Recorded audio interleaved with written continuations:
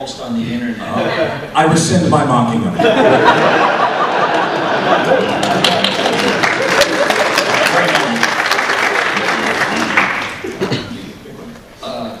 Hi.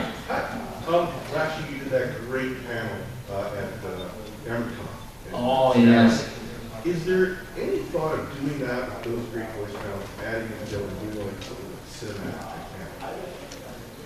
Well, actually, we are doing. We're doing one in Calgary next week. You're kidding. I'm from Calgary. What? You have 6 days to get it. Yeah, it's some of the thing that Jeff put together, right? Yes, but the thing is I was like really bratty that day.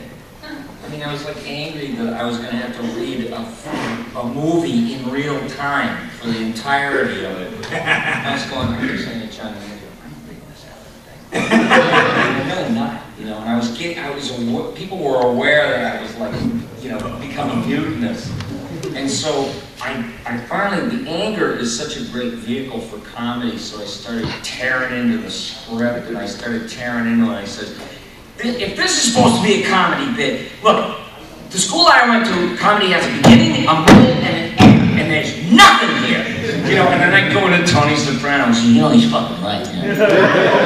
Just anything goes, because, well, anger is just, look at Sam Kinison, I mean, you know. Oh wait, let me explain what he's talking about. 2 years ago at Emerald City Comic Con in Seattle, a friend of ours named Jeff Zanini put together a group of voice actors. It was you, John DiMaggio, Rob Paulson, Jess Harnell, Tara Strong, and Kevin Conroy, and had them read the script of Star Wars. I ain't calling it no episode 4. Star Wars.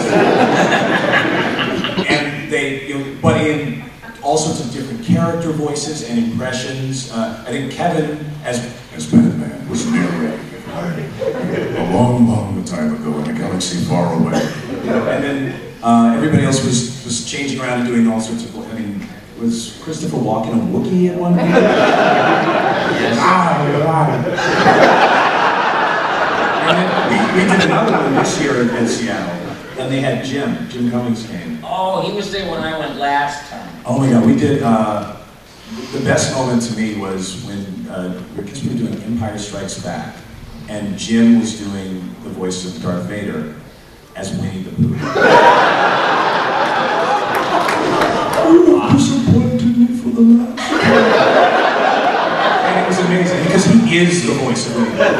So it was the real Pooh voice doing these Vader lines, and it was so amazingly sinister. Yet lovable. But that's a brilliant ploy as a voice actor, is to play against type, so to get the maximum effect. Like sometimes there's a big hulking monster. And he was going kind of, hiya, buddy. You know, it makes it creepier. But yeah, Pooh is Darth Vader. Oh, that's great.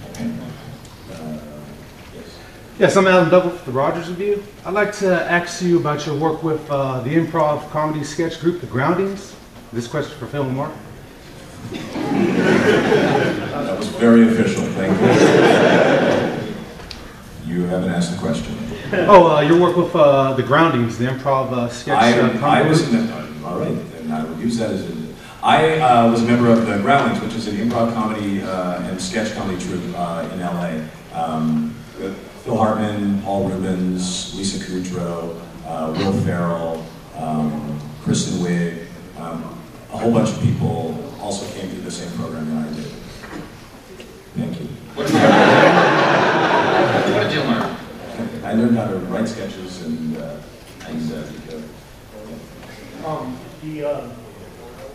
the story about your uncle was awesome. The sort of your uncle. Can you tell it again? Basically, Are there any characters that you do, Billy, in Futurama that are channeling people from your past, relatives and stuff? In Futurama? Yeah, because if Professor Farnsworth was like your great-grandfather, that would be awesome. Well, no, that wasn't. You know, Professor Farnsworth is kind of, in a way, it's a cliche. He was 147 years old. He looks like a he looks like airplane food. You know, like a diseased piece of chicken with skin wrapped around it. That's how he Serving lunch in the lounge. I mean, that's what he looked like to me, you know, like that chicken yellowish. Ooh, you know, he was 147, so he must have like farted dust. And I would just shake myself. But that wasn't based on anybody I knew. That was an amalgam or a cold fusion or a super collision of doddering wizards and you know, mad scientists, you know, wringing their hands and just 47-year-old stuff that they do. That those people do. Then Fry is sort of you, right? Fry was me. I remember when I was 25, and I can remember that I was complaining and whining, and people were always put off by me because I was always asking questions like, why did I have to break a string tonight? You know, I don't have an extra one. You know, it was just like, oh my God, you sound so annoying.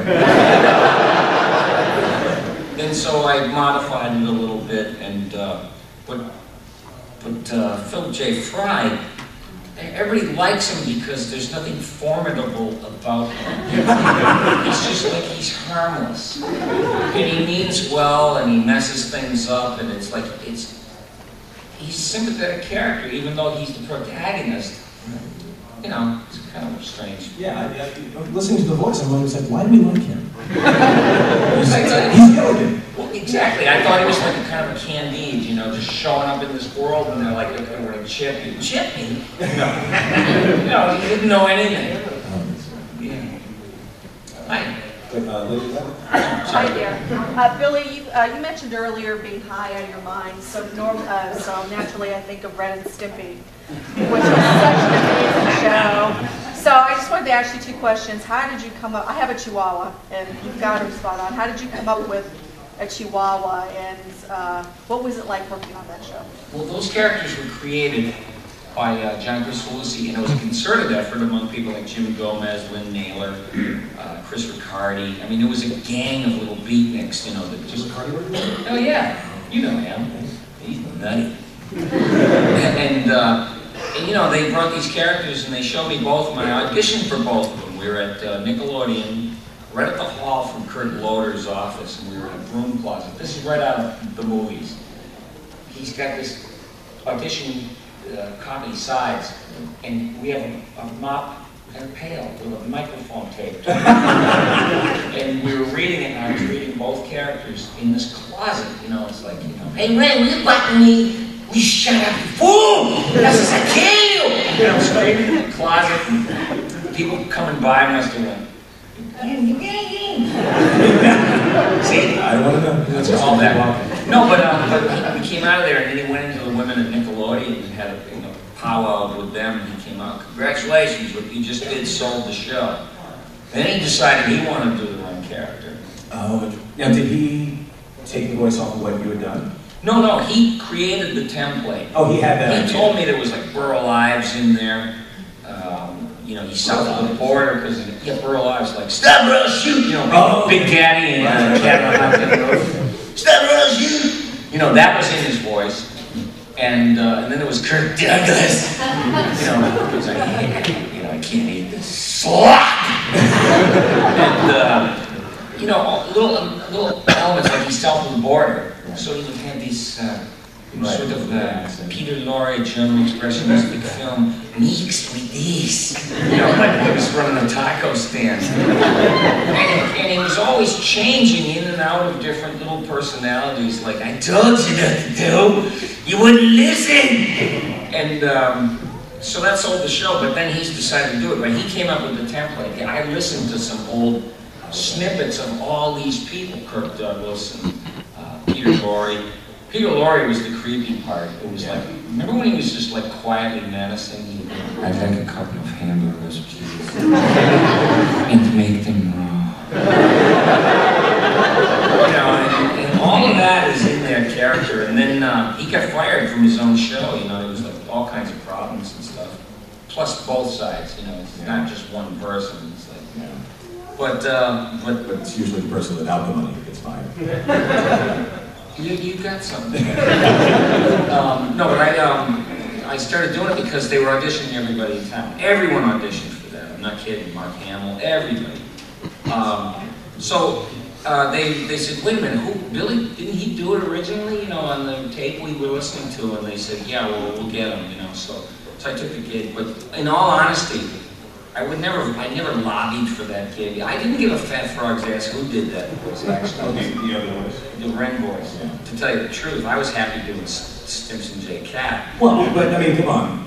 If they knew you could do it, and they knew they would save roughly 90% for having you, it's like, well, he's already in the studio. We've already paid him. Yeah, that's true. But the thing is John Kay had a very small but active group of vitriolic posters on the internet, you know, demonizing me, saying, you know, oh, you took the part from him. I got everybody fired at Nickelodeon. Meanwhile, if I left, he called me up and said, you know, you could leave. And I said, well, to what? What do you have, you know? I mean, I wasn't his partner. I was never his partner. People thought we were pals and stuff, and I was like, I was a hired gun. You know, that's basically what we are. You don't develop interpersonal stuff with producers. You know, all of a sudden, you're their best friend when they get submarined. And, you know, it's like, let's all just go. But the thing is, he was accusing me of putting hundreds of people out of work. No, 6 guys that followed him like apostles were out of work. But the show kept going. But the show kept going, and it was because of me that hundreds of people continued to work. All the artists, all the animators, all the story writers, and the other. But he didn't care about them because they were disloyal. Well, he didn't care about what happened to me. He was using me to fight his battles. If I quit the show, you know what they would have said. They would sink the show. Yeah, they would say like that. But no, it wouldn't sink the show. Oh, that's right. You know how it goes. We need someone who sounds like Billy Wentz. No, they'll go get Joel Lasky or something. And it's like, you know, show must go on. There it is. But I mean, what if it failed and it backfired and like, I had no show to go to and that was it? It's Well, like, then you and John can hang out. yeah, we could go to flea markets and buy toys from the 50s. You know, we could watch, I don't know, old cartoons and eat popcorn. Oh, that sounds so great. Next question. Billy, I heard an interview once where you said that you sometimes do so many voices in one scene. You're doing like 5 characters, and you're the only person doing one scene. Do you do it straight through the script, or do you do all the parts of one part and then the next part? Well, on Ren and Stimpy, I'd go through the script once. I'd go through it as another character, and then I'd complete it with a 3rd or 4th character, and then they had to do the mix and match. On Doug, I did everything in real time. Like 1 minute, you know, it's painfully average 11-and-a-half-year-old, and then, hey, loser, if you don't like it, write your congressman and vote for this. You know, and that was all in real time. Futurama is real time. Yeah, yeah. I tell the story. I don't know if I've told it with you, but I always tell the story of the 1st or 2nd episode of Futurama. There's a scene, this must be the 1st one, where the professor introduces Fry to Zoidberg. And I just remember watching you record that. And it was just like a seminal point in my voiceover career, like, oh my God. What human beings are capable of. Because, I mean, he's going from Professor to Fry to Zoidberg. 3 incredibly different voices, incredibly different characters, you know, and all talking to each other in multiple, you know, interactions at once, in real time, on the fly. And when you watch that episode, when you watch that scene, there's no way you can tell that's a single human being doing all 3 voices. You just can't.